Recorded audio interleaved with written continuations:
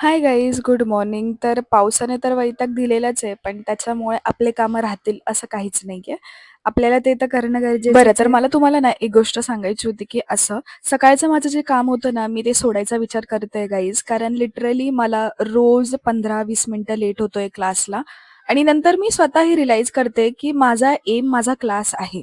मला त्यामध्ये काही करायचं आणि मी हे 3-4 दिवसापासून चेक करते, की मी मॅनेज करेल. पण नाही होते माझ्याकडनं मॅनेज. मला रोज 15-20 मिनिटं लेट होतोय क्लासला. त्या वेळामध्ये मॅमचं अर्धं शिकवून होतंय आणि मला लिटरली गिल्टसोबत असं बसावं लागते तिथं, की मी अर्धं मिस केलंय आणि आता ह्यापुढे माझी लिंक कशी लागणार? आणि नंतर मग मी इकडे क्लासला पण बोलून बघितलं, की थोडंफार टाईम मॅनेजमेंट काहीतरी करा, थोडं लवकर सोडा वगैरे. तर ते सुद्धा राजी नाहीये त्या गोष्टीसाठी. तर बघूयात आता काय होतंय. सो या आजचा टॉपिक होता फाउंडेशन. तुम्ही बघू शकता पूर्ण हात 2-3 दिवसापासून असं भरून येतोय.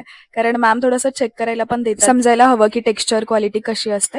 सो या त्यानंतर क्लास सुटल्यावर तुम्ही बघू शकता इथे खूप मोठं झाड पडलेलं ते कापत होते. घरी लवकर आलेले, मग झोपून घेतलेलं थोडंफार. थोडंफार म्हणजे मी चांगलीच झोप घेते आता. त्यानंतर पाऊस स्टिल चालूच होता यार, पण मला जायचं होतं केंद्रात आणि आज मला केळी पण द्यायचं होता केंद्रामध्ये. बाय द वे आज थर्सडे होता म्हटल्यावर फास्ट सुद्धा होता माझा. थोडंफार बसलेले, मग घरी आलेले. सो या that's it. Thank you for watching. भेटूयात उद्याच्या व्लॉगला. Bye bye. आणि अशा प्रकारच्या नोटिफिकेशन माझ्या फेव्हरेट आहे.